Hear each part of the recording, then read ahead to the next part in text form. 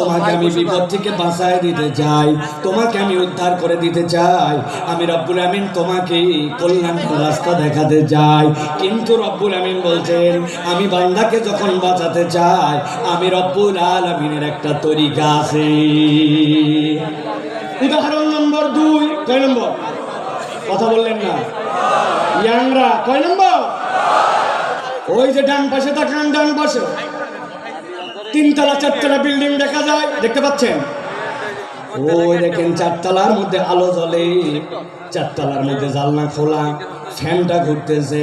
এখন আপনাকে যদি কেউ বলে 4 তলার মধ্যে যেহেতু আলো জ্বলতেছে, 4 তলার মধ্যে ফ্যান চলতেছে, তাহলে আপনার স্বাভাবিকভাবে বিবেচনায় কি আসবে? এই বিল্ডিং এর 4 তলায় মানুষ থাকে না থাকে না?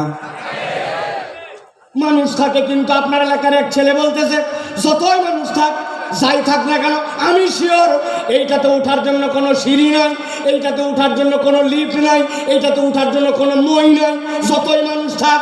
এই কথা যদি বলে কেউ, আপনার এলাকায় ওই ছেলেকে, ওই লোককে কি বলবেন? কেন? ওই লোকের পাগল।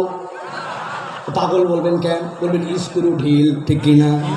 আন্দাজি হুজুর যা বলে তার সাথে হ বলেন না। মানুষের স্ক্রু থাকে নাকি? হুজুর, ওই পাগল আর স্ক্রু ঢিল এইটা আক্ষরিক অর্থে নয়, এইটা রূপক অর্থে। ওই লোকটার ব্রেনে অসুবিধা আছে। তাছাড়া 4 তলায় মানুষ থাকে, আর সিঁড়িও নাই, লিফটও নাই, এইটা হতে পারে না, ঠিক কিনা? আমার আল্লাহ রাব্বুল আমিন বলছেন, বিপদ আছে, বালা মুসিবত আছে, সব আছে, কিন্তু আমি রাব্বুল আমিন তোমাকে উদ্ধার করতে চাই। গভীর মনোযোগ দেন। আল্লাহ সিঁড়ি বর্ণনা করতেছেন, এবার কিভাবে তুমি উদ্ধার পাবে।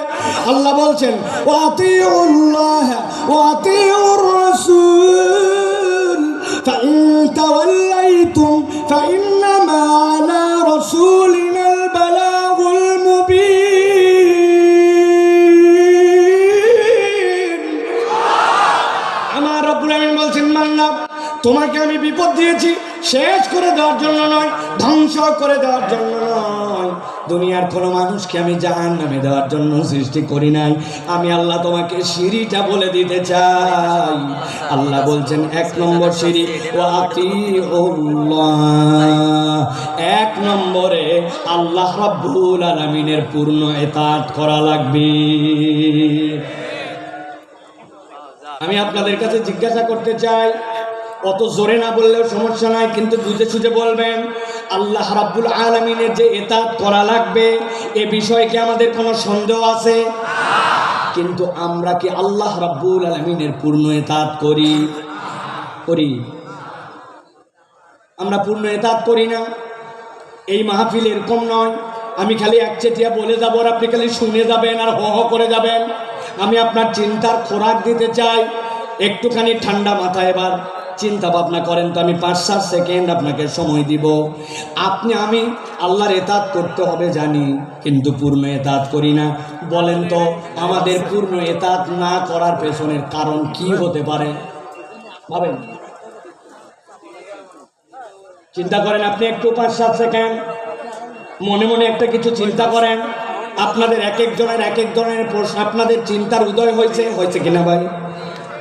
আমি আপনার কাছে একটা সামারি করি, দেখেন তো আমার চিন্তার সাথে আপনার চিন্তার সাথে সমন্বয় হয় কিনা। আল্লাহর ইতাআত করতে হবে, কিন্তু পূর্ণ ইতাআত করি না।